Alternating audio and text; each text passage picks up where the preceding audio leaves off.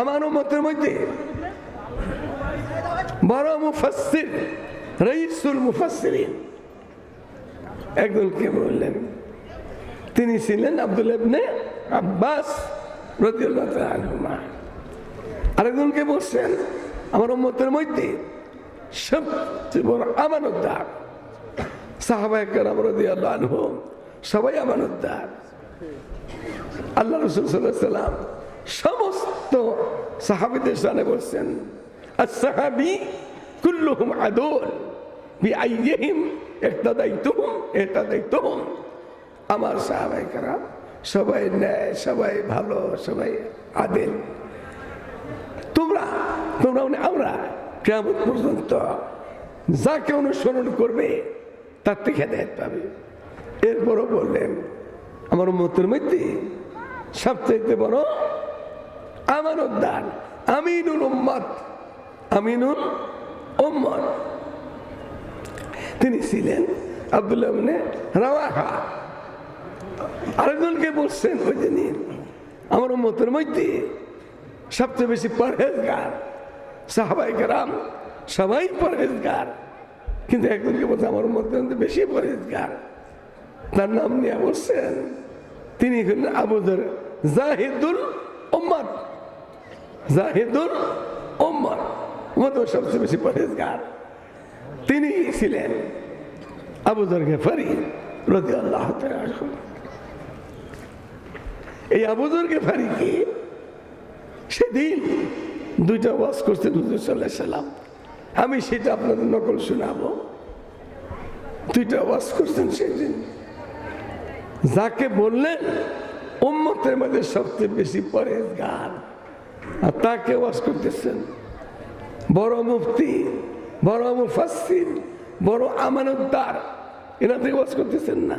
হুজুর সাল্লাল্লাহু আলাইহি সাল্লাম যাকে বলেন বেশি পরহেজগার তাকে দুইটা ওয়াজ করছেন, জাদ্দিদিস সাফিনাতা ইয়া আবু যর, একটা ওয়াজ জাদ্দিদিস সাফিনাতা ইয়া আবু যর ফাইনাল বাহরা আমিক, একটা ওয়াজ আবু যর নৌকা নতুন করো, তোমার নৌকা নতুন করো। যাকে একটু আগে বললেন সবচেয়ে বেশি পরহেজগার তার নৌকা নতুন করতে কয়। আমাদের নৌকার কি অবস্থা? কোন নৌকা এটা? জিঞ্জিরা ঢাকা পারাপার, দোলেশ্বরী পারাপার, যমুনারি পারাপার, পদ্মারি পারাপার, আত্মানি পারাপার, কোন নৌকা? ইমান ও আমলের নৌকা নতুন করো। ইমান আমল নবায়ন করতে হয়। জাদ্দিদু ঈমানাকুম ক্বালা ইয়া রাসূল কাইফা নুজাদ্দিদু ঈমানানা ক্বালা মুকাসসাস যিকরুল মাউত তিলাওয়াতুল কুরআন। বেশি বেশি তেলাওয়াত করলে ঈমান নতুন হয়, মওতকে স্মরণ করলে ঈমান নতুন হয়। আর আল্লাহ রাসূল সাল্লাল্লাহু আলাইহি ওয়াসাল্লাম বলেন আল ঈমান ইয়াজদাদ ওয়া ইয়ানকুস, ঈমান বাড়ে কমে, ঈমান বাড়ে ঈমান কমে। রমজান জুমার দিন আসলে ঈমান বাড়তে থাকে, রমজান মাসে ঈমান বাড়তে থাকে, ওরা দিনে মাহফিল আসলে ঈমান আমল বাড়তে থাকে। আবার পরিবেশ না পাইলে কমে জায়গা। জোয়ার বাটা নদীর পানির মতন, নদীর পানি জোয়ার আসতে বাইরে যায়, বাট আমার পানি লাগে খাওয়ার। জোয়ার আসলে কি হয়? নদীতে পানি বাড়ে, বাটায় পানি কমে যায়। পরিবেশ মাহল সোসাইটির ভালো থাকলে ঈমান আমল বাড়তে থাকে, আর পরিবেশ গান্দা হইলে কমে যায়। এই দিনই মাহফিল গুলা এগুলা হইল ঈমান আমলের বৃদ্ধি পাওয়ার একটা সময় সুযোগ আল্লাহ তাআলা করে দিয়েছেন। হুজুর সাল্লাল্লাহু আলাইহি ওয়াসাল্লাম বললেন এই আবু যর নৌকা নতুন করো। আবার কি কারণ? নদী বড় গভীর, নদী বড় গভীর, মাশাআল্লাহ, নদী বড় গভীর। নদী যদি গভীর হয় পানি বেশি হয়, নদী পানি বেশি, নদী গভীর হইলে পানি বেশি হয়। পানি যদি বেশি হয় আর নৌকা যদি ভাঙ্গা হয়, শিরিক দিয়ে ভাঙ্গা, বেদাত দিয়ে ভাঙ্গা, জুলুম দিয়ে ভাঙ্গা, মিথ্যা দিয়ে ভাঙ্গা, যদি নৌকা দিয়ে ভাঙ্গা হয় আর পানি বেশি আর যদি ডুবে যায় বিপদ বেশি। এদের নৌকা নতুন করো। কোন নৌকা? ইমান আমলের নৌকা নতুন করতে হয়েছে। আল ইমান ইয়াজদাদু ওয়া ইয়ানকুস, ইমান বাড়ে কমে। আরেকটা ওয়াজ করছেন, খুদি জাদা কামিলাতান ইয়া আবা যার ফাইন্না সাফারা বাঈদ। আবু যর, তোমার সফর খুব লম্বা। এই যে মুফতি জাকির সাহেব আসছেন দেশে, বহুত দিন উনি আমেরিকাতে ছিল, আসছে, লম্বা সফর, বহুত লম্বা। ডাইরেক্ট বাংলাদেশ থেকে আমেরিকা যাওয়া যায় না, হয় সৌদিয়া, না হয় কুয়েত কাতার, না হয় বাহরাইন, দুবাই, আবুধাবি, না হয় পিছনের দেশ সিঙ্গাপুর, মালয়েশিয়া, ঘুরে যেতে হবে। এক দেশ না এক দেশ হয়ে যেতে হবে। সফর লম্বা হইলে সাথে সরু সামান বেশি করে লইতে হয়। শীতের হইলে শীতের পোশাক, গরম হইলে গরমের পোশাক নিয়ে যেতে হয়। হুজুর সাল্লাম সাহাবী রাসূলকে বললেন, এখনো পানি আনতে পারলো না, জানে আমি পানি খাইতে হয়। বললেন, সফর বড় লম্বা, বিদেশ বড় লম্বা, তোমার এই সফরের মধ্যে সরু সামান যা যা দরকার লইয়ে লিও। কোন সরু সামান? ইমান আমলের সরু সামান। এগুলি লগে থাকবে, ইমান লগে থাকবে, কোরআন লগে থাকবে, ইনসাফ লগে থাকবে, নামাজ লগে থাকবে, রোজা হজ লগে থাকবে। জুলুম শেষ করবে আমাদেরকে। এজন্য আমাদের জুলুম না করি, জালেম না হয়।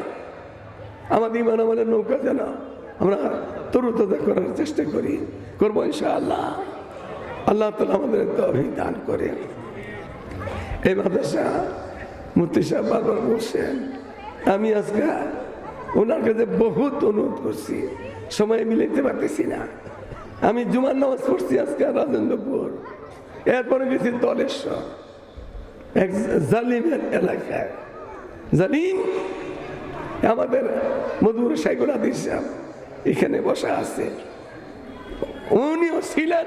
আর ওনার সাথেই জালিমে যে ব্যবহারটা করছিল, জালিম পলায় বাক্সে দেশ থেকে এখন কোন জাহান নামে ঢুকছে যা জালিমেরে। নসরুল আহমদ বিপু আলেম বিদ্বেষ ছিল, আল্লামা আহমদ শফিকে আনতে দিবে না।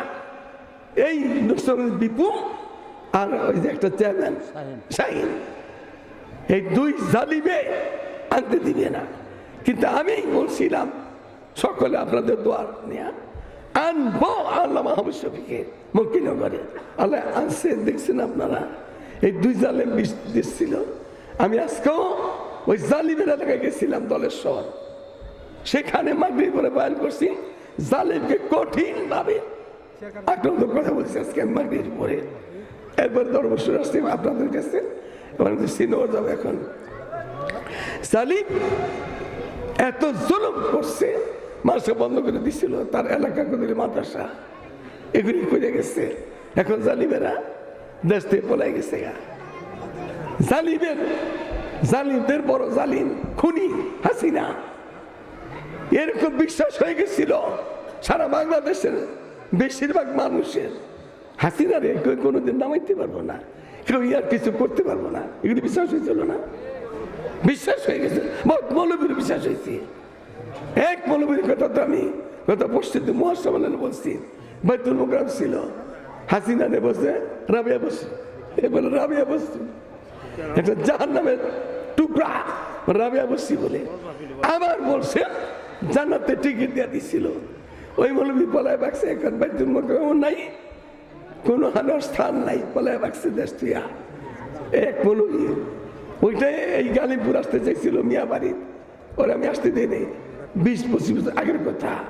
সেটা বাইতুল মুকাররমের একটা ক্ষমতা ছিল, হাসিনারে ফতোয়া দেয়, রাবিয়া বসছি আবার জান্নাতে টিকিট দিয়ে দিচ্ছিল। ওর টিকিট আপনার আমার টিকিটের খবর আছে কোন? একজন টিকিট দিতে পারে?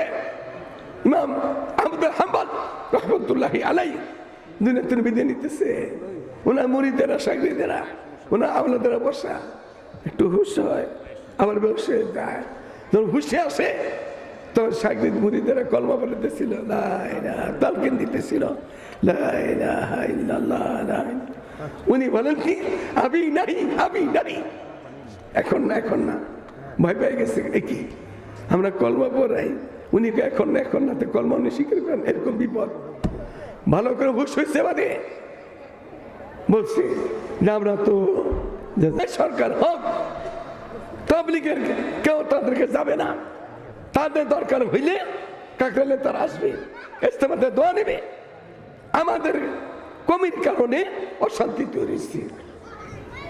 আরো 5 বছর আগে যখন বলছিলাম 3টা নাপাক আছে কাকরাইলে, ওসিফ নাসিম ইউনুস, এই 3টাকে বাদ দেশের কাকরাইলে বের করে দিলে শান্তি হয়ে যাবে না। তা শোনে নাই, এখন তার মাসুদ দিতে হইতেছে, এখন ইজতেমা তৈরি চলতেছে। এখন কিসের ওদের আবার জোর হবে টঙ্গির বাজারের ভিতরে, গায়ে কইরা কাজে ঝগড়া করতে চায়।